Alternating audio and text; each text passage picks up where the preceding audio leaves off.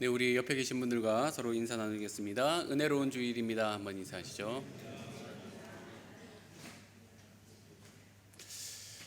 저는 어릴 적에 그 초등학교를 막 들어갔을 때 이제 그 너무 건강하고 또 활기찬 어린이였습니다. 그래서 굉장히 노는 것을 즐겨했었는데 어느 날 놀이기구를 이제 초등학교 안에 있는 놀이기구를 타다가 떨어져서 입술 안쪽과 턱 쪽을 심하게 찢어진 적이 있습니다.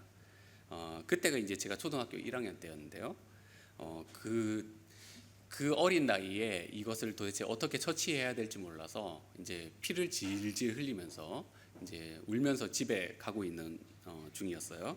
그때 이제 저를 발견하셨던 것은 저희 이제 교회 학교 선생님께서 학교 앞에서 피아노 학원을 하시는데 우연히 앞에 나왔다가 피를 흘리면서 가는 저를 발견을 하고 바로 근처에 있는 병원에 데리고 가서 이제 저를 치료하겠다고 맡기고 또 저희 어머니에게 전화를 해서 빠르게 조치를 해주셨습니다. 근데 여러분 아시죠? 살이 찢어지면은 어떻게 해야 됩니까? 꿰매야 되죠. 꿰매야 되는 거예요. 근데 이제 그 당시에 이제 어린이로서 꿰매는 경험이라는 것이 너무 끔찍한 거예요. 게다가 어리기 때문에 마취제를 맞으면은 위험할 수도 있겠다라고 해서 마취를 안 하고 꿰맨 거예요. 여기 앞쪽에는 한 10바늘 정도를 꿰맸고 안쪽에 한 40바늘을 꿰맸어요. 그래서 지금도 이렇게 만져보면 안쪽에는 이렇게 살이 패인 흔적이 있습니다. 심하게 다친 거죠. 그때 이제 정말 괴로웠어요. 근데 문제는 뭐냐면 이제 실밥 나았는데 실밥을 또 풀어야 되잖아요. 꿰맸을 때 너무 아팠기 때문에 풀어야 되는데 풀러가기가 너무 싫은 거예요. 그래서 이렇게 울면서 가서 어머니 손 붙잡고 막 푸는데 풀 때 느껴지는 그 감각과 그 고통. 근데 안 풀 수는 없잖아요, 그렇죠? 안 풀면은 또 남아 있는 실 때문에 또 이제 그게 골마 버리니까 어쩔 수 없이 풀어야 되는 거죠. 그래서 울면서 그 고통 중에 실을 풀어냈던 경험이 있습니다. 아직도 생생하게 그게 막 남아 있는 것 같아요. 우리는 살다 보면은 이제 아프거나 다치거나 또는 고통하는 일들을 경험을 하게 됩니다. 여러분 고통이라는 감각이 우리가 가지고 있는 여러 감각들 중에 좀 차별화되는 면이 있습니다. 만약에 시각이라고 하면 어두운 곳에 가거나 밝은 곳에 가면은 이제 자극이 점점 줄어들어요. 그래서 어둠에 익숙해지거나 또는 밝은 곳에 익숙해지는 것이 있죠.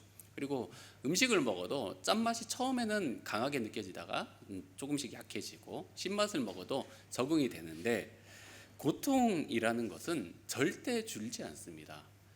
여러분 한번 생각해 보십시오. 오늘 내가 다쳐서 아팠는데 내일 그게 안 아프진 않죠. 여러분 우리가 살면서 주사를 몇 번이나 맞습니까? 근데 맞을 때마다 아파요. 그렇죠? 어른이 돼도 맞으면 아파요. 고통이라는 것이 적응이 되는 것은 아니라는 거죠. 왜 고통이 줄지 않을까? 하나님께서는 왜 우리 인간의 신체를 고통에서 해방을 시켜주지 않으실까라고 생각을 해보면 거기에는 다 이유가 있습니다. 한번 따라 하실까요? 각성 효과. 각성 효과라는 게 있어요. 고통이 우리 몸의 이상을 이렇게 깨닫게 해주는 면이 있는 거죠. 그래서 예를 들어 팔이 부러졌다라고 했을 때 잠깐 아프고 말면 어떻게 됩니까? 부러진 채로 살다가 팔을 못 쓰게 되는 거죠. 그래서 움직일 때마다 아픈 거예요. 움직일 때마다 아파서 절대 못 움직이게 만들어서 이게 나을 때까지 완전히 나을 때까지 이제 고통이 계속 따라다니는 거죠. 그래서 완전히 이제 그 문제가 해결이 되면은 거기서부터 자유로워지는 거죠. 신체의 문제도 그렇지만 정신적인 문제도 사실은 비슷합니다. 만약에 우리의 가정에 큰 빚이 생겼다거나 또는 자녀가 아프거나 할 때 그 문제가 해결되기 전까지는 고통스러운 마음이 떠나지 않는 거죠. 그래서 우리가 스트레스를 받는다 또는 스트레스가 심해져서 노이로제가 된다 이런 일들이 일어나는 이유가 고통이라는 것이 그 문제의 근원이 해결되기 전까지는 계속해서 따라다닌다는 것이죠. 그러나 우리가 이제 생각해야 될 점은 뭐냐면, 고통받는 우리의 삶에 만약에 해결될 기미가 없는 장기적이고 크나큰 고통이 다가온다면 우리는 어떻게 해야 되겠습니까?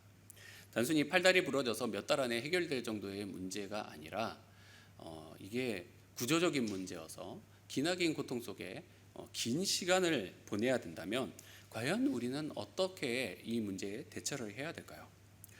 우리가 성경을 보게 되면 성경에 담겨진 역사가 긴 만큼 고통하는 사람들에 대한 기록이 많이 남아 있습니다. 아담으로부터 예수님에 이르기까지 많은 사람들이 기나긴 시간 고통하며 하나님께 기도했던 것들을 우리가 살펴볼 수 있죠.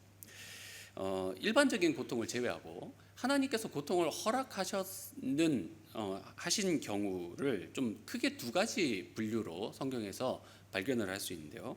첫 번째는 하나님께서는 죄인을 처벌하실 때 고통을 주시죠. 그래서 특히 요한계시록 20장에 보면 생명책에 기록되지 못한 사람들을 이제 거짓 선지자들과 또 마귀들과 함께 영원한 불못에 던져넣어서 이제 사라지지 않는 고통 가운데 그들을 두겠다라고 말씀하셨죠. 두 번째는 신자들의 삶 가운데 무언가가 잘못되었을 때 그것을 깨닫게 하기 위해서 고통을 주시는 거죠. 우리가 새벽에 요즘 사사기의 말씀을 보게 되는데 우상 숭배를 할 때마다 하나님께서 고통을 주세요. 고통을 주시는 이유가 뭘까요? 잘못되었다라는 것을 알게 하시는 거예요. 그래서 고난이 찾아왔을 때 우리가 이제 민감하게 반응해야 되는 이유는 뭐냐면, 이게 정말 하나님께서 나에게 무언가 깨닫게 해주시려고 주시는 고통은 아닌가라고 이렇게 판단해야 되는 점이 있는 거죠. 그러나 이 두 가지 분류 외에도 성경에서는 한 가지의 고통을 더 허락하실 때가 있습니다. 특히 이 고통은 좀 긴 시간에 걸쳐서 나타나는 경향이 있는데요. 여러분, 오늘 우리가 읽은 이 24장 3절에서 14절의 말씀이 이 부류의 고통에 대해서 언급을 하고 있습니다. 여러분, 우리가 본문을 보시면 알겠지만 그 고통의 범위가 광범위하고 또 무척이나 강하고 미리 예정된 고통이라는 것이죠. 여러분, 우리가 이 말씀을 대할 때 고통 중에 임하시는 하나님의 은혜를 발견하는 시간이 되시기를 소망합니다.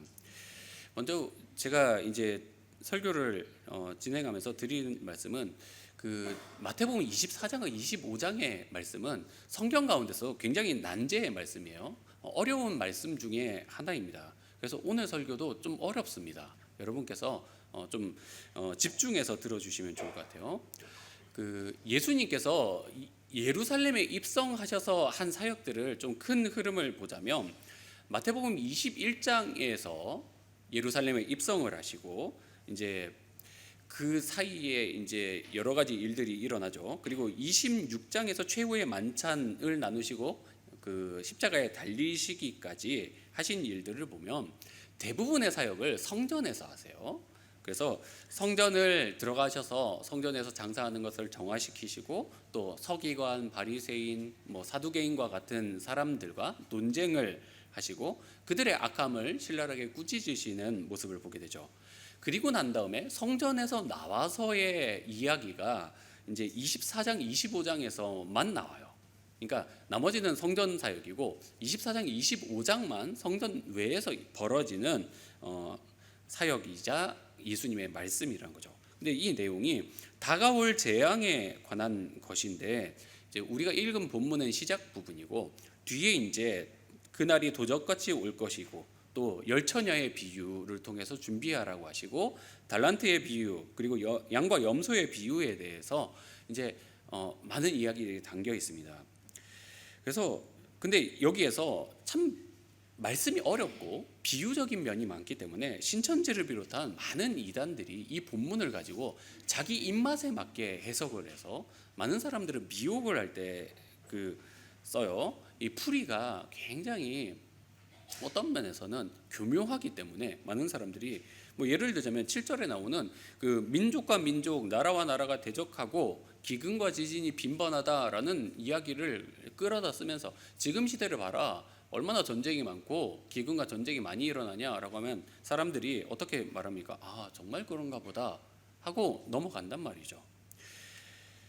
그러나 여러분, 오늘 우리가 읽은 본문 3절에서 14절의 말씀은 사실은 종말에 관한 말씀이 아닙니다. 예수님의 재림에 관련된 말씀은 29절부터 시작되고 본문 말씀은 사실은 종말에 관한 이야기가 아니라는 것이죠. 사실 이단뿐만 아니라 많은 개신교회 설교자들이 이 부분을 착각을 해요. 그래서 바로 문맥에 상관없이 종말에는 민족과 민족이 싸우고 나라와 나라가 전쟁을 한다, 이렇게 풀이를 하는데 그렇지가 않습니다. 문맥을 먼저 보십시오. 여러분이 성경책을 가지고 계시면 조금 보시기가 편한데 21장에 보시면 예수님께서 성전에 들어가세요.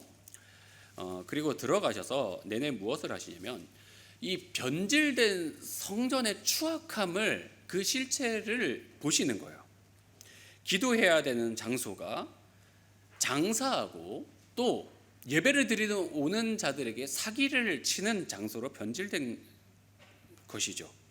그리고 성전에서 백성의 죄를 대속해야 되는 대제사장들이 메시아를 알아보지를 못하고 백성들에게 말씀을 가르쳐 바른 길로 인도해야 되는 서기관들은 그 배운 말씀을 가지고 그리스도를 책잡으려고 하고, 생활의 모범이 되어야 되는 바리새인들은 권력의 눈이 멀어서 아예 예수님을 반역죄로 몰아가려고 애쓰는 모습이 보여지죠. 또 지도층에 있었던 사두개인들은 성경에 대한 이해가 전무해서 완전히 그 예수님에 대해서도 또 하나님의 사역에 대해서도 이해가 없는 모습이 드러납니다. 헛소리를 하는 거죠. 그래서 예수님께서 23장에 가서는 그 장 내내 이 완악한 이 종교 지도자들을 꾸짖으면서 저주를 하시는데 7번에 걸쳐서 화 있을진저라고 말씀하면서 그들의 죄악성을 낱낱이 고발하십니다. 그리고는 이제 24장에서 성전에 나오자마자 뭐라고 말씀을 하시는 거예요. 2절 말씀을 보시면 제가 한번 읽어드리겠습니다. 너희가 이 모든 것을 보지 못하느냐? 내가 진실로 너희에게 이르노니 돌 하나도 돌 위에 남지 않고 다 무너뜨려지리라 라고 말씀하죠. 어떤 말씀입니까? 성전이 파괴될 것이다 라는 예언입니다. 여러분, 우리가 유대인들에게 성전이 도대체 어떤 의미가 있는지를 좀 알아야 돼요. 여러분, 민족마다 상징이 있지 않습니까? 여러분, 만약에 영국인과 대화를 하는데 우리가 엘리자베스 여왕에 대해서 왈가왈부 할 수 있습니까? 일본 분들하고 대화를 하면서 천황이 어떻고 저떻고 쉽게 말할 수 있습니까? 못한단 말이죠. 왜 그렇습니까? 이게 금기처럼 여겨지는 영역이 있단 말이에요. 하물며 유대인들에게 성전의 존재감은 앞서 말한 것들과는 비교할 수가 없어요. 성전은 그 민족의 상징이자 경제의 중심지, 정치의 중심지, 그리고 그들의 혼이 담긴 장소라고 생각하시면 돼요. 그래서 지금 유대인들이 2000년이 지난 지금에도 어떻게든 이게 성전을 다시 건립하려고 애를 쓰지 않습니까? 그만큼 중요하다는 거예요.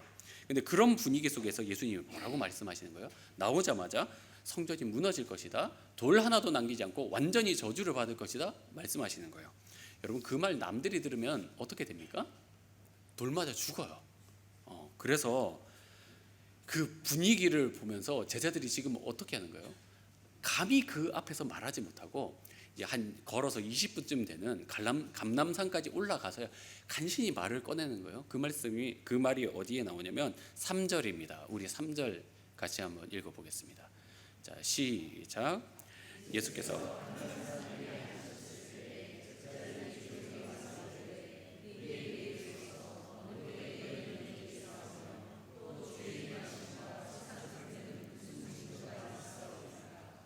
여러분, 어떤 말을 합니까? 여기서 중요한 포인트는 뭐냐면 주의 임하심과 세상의 끝에는 무슨 징조가 있겠습니까? 라고 물어보는 거예요. 이 파트에서 이제 오해가 벌어져요. 많은 목사님들과 또 이단들이 문맥을 전혀 고려하지 않고 예수님의 재림과 세상의 종말에는 어떤 징조가 있을까에 대해서 이야기를 하는 거죠. 그러나 여러분, 문맥을 봤을 때 이 흐름이 맞는 것 같으십니까? 여러분이 보시기에 제자들이 예수님의 재림과 세상의 종말에 대해서 묻는 것 같으세요? 여러분, 제자들의 수준을 여러분이 이렇게 아셔야 되는 게, 제자들이 그렇게 수준이 뛰어난 사람들이 아니었습니다. 예루살렘에 오기까지 예수님 십자가에 달린다 해도 못 믿었어요, 이 사람들. 그런데 갑자기 재림을 묻는다.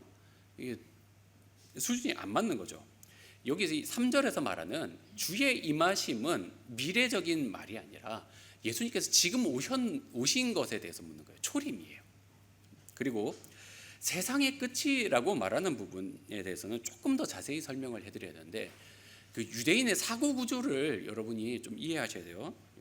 보시면 여러분, 유대인들이 메시아를 기다려왔잖아요.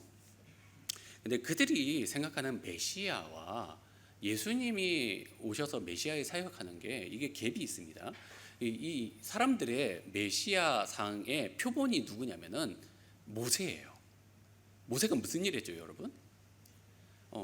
그 이스라엘 백성들이 애굽에게 그 노예로 살면서 압제당할 때 출애굽 시켜줬죠. 그래서 그 약속의 땅 가나안 땅에 들어가서 그 이스라엘 나라를 만들어 주었단 말이죠. 그럼 메시아의 모형도 이런 거예요. 지금 이스라엘이 누구에게 압제당하고 있어요? 로마에게 압제당하고 있어요. 지금 이집트에게 압제당하던 때랑 구도가 똑같은 거예요. 메시아가 왔어요. 어떻게 해줘야 된다는 거예요? 로마 물리치고 새로운 그 나라를 만들어줘야 된다는 거죠. 근데 그 세상 나라가 어떤 나라라는 거예요? 여기 세상의 끝이 뭐라는 거예요? 온 세상의 끝을 말하는 게 아니에요. 세상 나라인 로마의 끝을 말하는 거예요. 로마의 압제에서부터 어떻게 끝이 나는 것인가에 대해서 지금 이야기하는 거죠. 그러니까 그 메시아는 새로운 왕이 되어서 이 이스라엘 나라를 새롭게 건립할 존재로서 머릿속에 있는 것인데, 제자들도 지금 그 사고방식이 똑같이 박혀 있는 거예요. 그래서 예수님한테 물어보면서 제자들이 자꾸 그 예루살렘이 가까워질수록 자기들끼리 막 싸우죠. 누가 잘났냐 막 싸워요. 왜 싸우는 거예요? 예수님이 왕이 되면은 내가 영이 정하고 누가 좌위 정할 거냐, 이거 가지고 싸우는 거예요. 이스라엘 독립시켜서 자기 그 왕노릇 할 때 나도 같이 한 자리 하고 싶다, 이런 욕심이 있는 거죠. 여러분, 그 사고 구조에 대해서 이해가 되시죠? 그래서 이 대화는 철저히 성전 파괴와 그리고 이스라엘이라는 국가의 운명에 대해서 이야기를 하시는 거예요. 예수님이 3년 동안 정말 열심히 가르쳤는데도 불구하고, 또 성전의 그 추악한 그 실상을 보았는데도 불구하고 깨달음이 없는 거예요. 그렇다면 이쯤에서 저희가 궁금해해야 될 포인트가 뭐냐면, 왜 예수님은 성전을 파괴시킬 뿐만 아니라 로마의 손에서 이스라엘을 망하게 그대로 내버려 두실까 하는 겁니다. 여러분, 4절에서 8절을 보면 이제 뒷이야기가 나오죠. 그리스도를 사칭하는 자들이 나와서 세상을 어지럽히고 또 전쟁과 기근이 닥칠 것이고 많은 유대인들이 극심한 고통 가운데 떨어질 것이다 라고 말씀을 하세요. 왜 예수님은 그들을 고통 가운데 두실까요? 또 9절에 보면은 유대의 고통이 아니라 온 그 제자들을 향한 고통이 나온 거예요. 그때 누구를 말하는 거예요? 너희들, 그 제자들이 환난 가운데 넘겨질 것이다 라고 이야기를 하는 거예요. 그러니까 성전이 잘못해서 고통받는 거는 알겠다 이거예요. 근데 왜 예수님의 제자들까지 고통받아야 되느냐라는 부분에서 우리가 참 궁금해지는 거죠. 왜 이런 극심한 고통이 예수님을 믿는 사람들에게까지 임하는 것이냐라고 했을 때, 이에 대한 힌트가 8절에 나옵니다. 여러분, 8절 같이 한번 읽어볼까요? 자, 시작. 이 모든 것은 재난의 시작이라. 여러분, 이 말씀 무슨 말씀입니까? 재난이 시작된다라는, 강해진다라는 말씀이죠. 근데 여기서 성경 번역에 오류가 있어요. 한글 성경 번역이 좀 잘못되었는데, 헬라어로 우딘이라는 말은 재난이라는 번역이 옳지가 않습니다. 이는 산통 또는 산고라고 번역하는 것이 맞습니다. 영어 성경을 보면 NIV를 비롯해서 많은 영어 성경이 The beginning of birth pains라고 이야기를 해요. 그러니까 무언가가 탄생을 할 때 겪는 고통이 시작될 것이다 라고 이야기를 하는 거죠. 여러분, 같은 고통이라고 해도 재난이라는 고통과 산통이라는 고통은 의미가 달라요. 그렇죠? 산통이라는 것은 뭔가 새롭게 태어날 것에 대한 기대감과 소망을 가진 고통이라는 것이죠. 예수님은 이 8절 말씀을 통해서 새롭게 무언가가 시작될 그 기미가 보인다라는 이야기를 제자들에게 하시는 거죠. 그래서 유대가 고통받는 것은 처벌로서의 당연한 고통이지만 제자들이 받는 고통은 무언가 의미가 있고 소망이 있고 기대가 있는 고통의 시간이 다가올 것이다 라는 이야기를 하시는 거예요. 그 고통은 도대체 무엇을 위한 고통일까요? 무엇이 탄생하기 위한 고통일까요? 여러분 한번 따라 하시겠습니다. 새로운 이스라엘이 될 교회입니다. 교회가 탄생하는 것이죠. 예수님께서는 그 고통의 시간을 통해서 새롭게 시작될, 새롭게 이스라엘의 역할을 맡을 교회의 탄생을 예고하시는 거예요. 여러분, 하나님의 관심은 처음부터 교회에 있었습니다. 복음의 전초기지가 될 교회. 이스라엘을 하나님의 백성 삼으실 때도 하나님께서 무엇을 말씀하셨어요? 너희가 하나님의 덕을 자랑하는 제사장 나라가 될 것이다 라고 이야기를 하시고 그들을 불러주셨는데, 아무리 기다리고 아무리 인내를 해도 그들이 하나님의 주신 기회를 걷어차고 오히려 하나님의 복음을 전하려는 사람들을 막아서는 압제자가 되어버린 것이죠. 그래서 선지자들을 잡아 죽일 뿐만 아니라 하나님의 아들인 예수 그리스도께서 오셨는데도 불구하고 십자가에 달아버린 것이죠. 여러분 기억하십시오. 우리가 이 땅을 살면서 우리는 내가 속한 나라 그리고 내가 속한 단체를 위하여서 일하고 또 복을 구합니다. 나 자신도 얼마나 복을 받았으면 좋겠는지 자신을 위해서 간구하는 시간이 참 많습니다. 그러나 하나님의 관심은 분명하다는 것이죠. 그것이 무엇이냐면 하나님의 나라, 하나님의 교회, 하나님의 뜻을 행할 사람에게 있다는 것이죠. 로마가 유대와 싸우지만 누가 이기는지는 하나님의 관심이 아니었습니다. 하나님의 뜻을 행하지 않는 유대와 성전은 이미 사탄의 수중에 넘어가서 세상 나라가 되어버린 지 오래였기 때문입니다. 그러므로 하나님의 사역을 감당한 새로운 교회가 나올 수밖에 없는 것이죠. 여러분, 우리는 여기에서 교회의 탄생에서부터 비롯되는 숙명을 발견할 수 있습니다. 그것이 무엇이냐면 여러분 한번 따라 하시겠습니다. 새로워지거나 꺾이거나. 교회의 숙명이 무엇이냐면 새롭게 되어서 하나님의 사역을 감당하거나 꺾여서 서서히 쇠퇴되거나 둘 중에 하나라는 것이죠. 여러분 로마서 11장 21절의 말씀을 기억하십시오. 하나님이 원 가지들도 아끼지 아니하셨은즉 너희도 아끼지 아니하시리라. 사랑하는 여러분, 이 말씀을 정말 우리가 두렵게 받으시기를 소망합니다. 초대교회의 탄생 이래로 이 땅에 있는 교회들은 새롭게 되어 하나님의 사명을 감당하거나 꺾여버리는 운명을 겪어왔습니다. 로마 카톨릭이 부패하자 개신교회가 탄생하여 사명을 감당하게 되었고, 유럽의 교회들이 하나님의 사역을 외면하자 그 촛대가 영국을 거쳐서 미국으로 옮겨갔고, 미국조차 세속주의에 물들어가게 되자 하나님께서 한국에 있는 교회들을 축복하셨습니다. 여러분, 저는 이 설교를 준비하면서 한 주간 참 마음이 어려웠습니다. 하나님께서 성전을 향하여서 저주를 하실 때 돌 하나도 남겨두지 않고 다 무너뜨려 버리겠다라고 저주를 하시는데, 여러분 하나님께서 성전을 솔로몬이 처음 세웠을 때 얼마나 기뻐하셨습니까?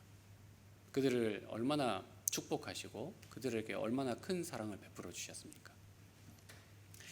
그 성전을, 그 사랑했던 성전을 무너뜨리실 때 하나님의 마음이 얼마나 고통스러우셨을까요?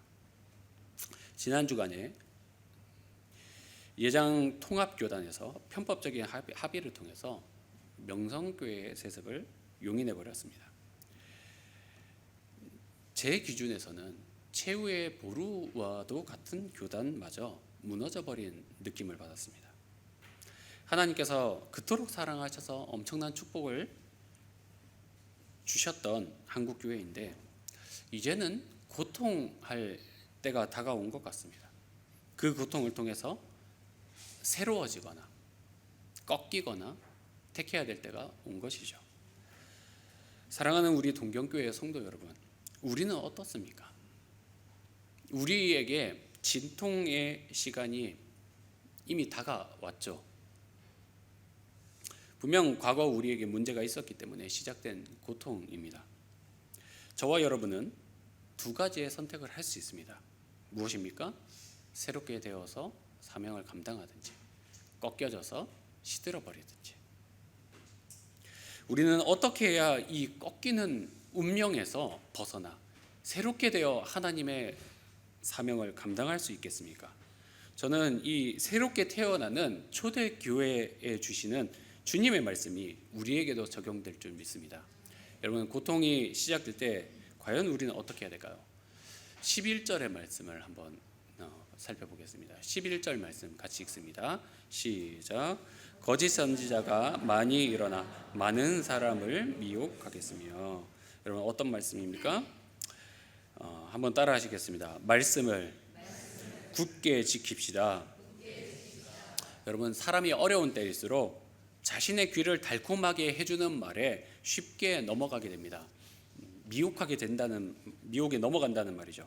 여러분, 사람의 마음을 파고드는 교묘한 말을 조심하십시오. 이단들이 주로 쓰는 방법이 무엇입니까? 고통당하는 사람들의 분노를 이용하는 거예요.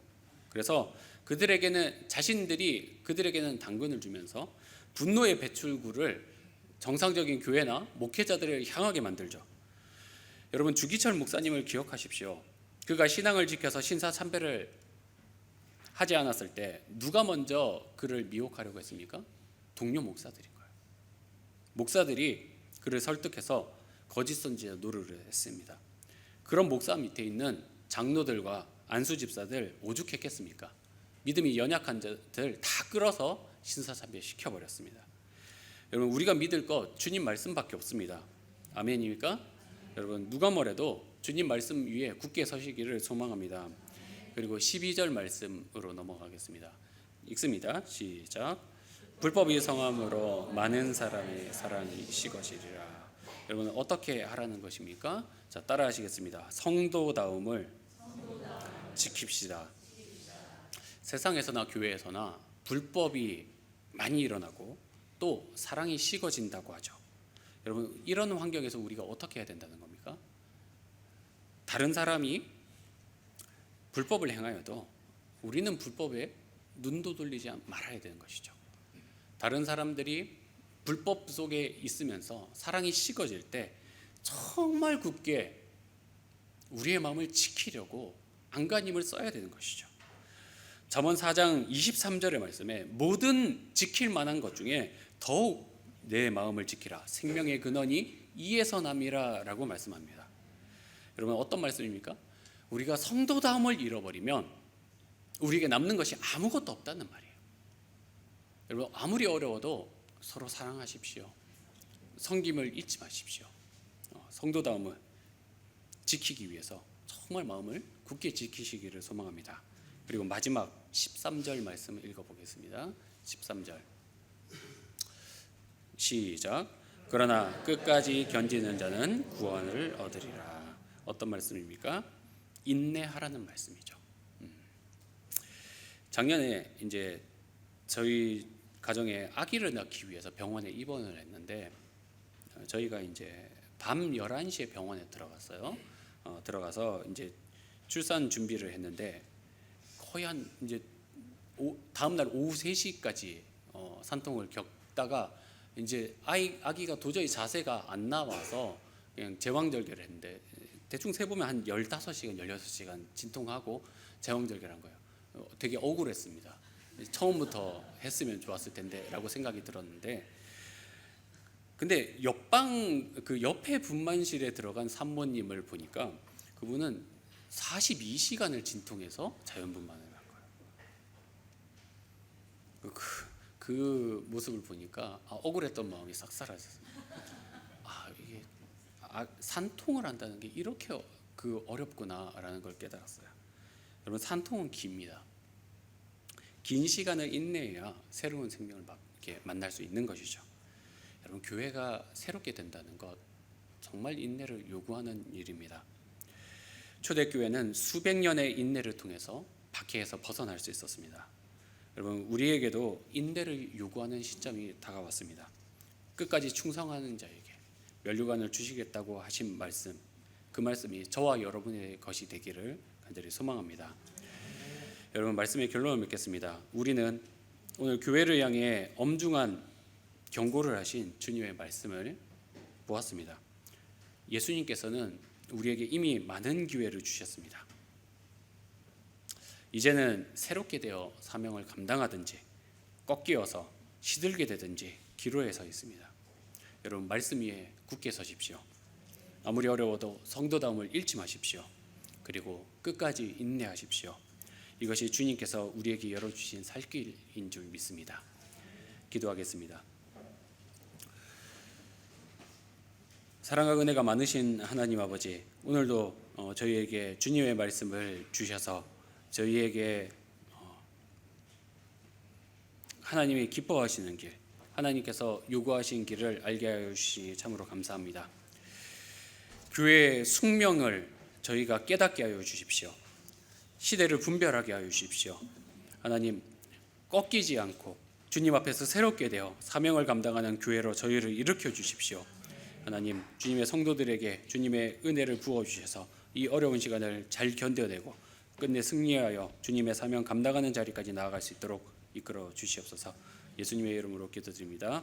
아멘.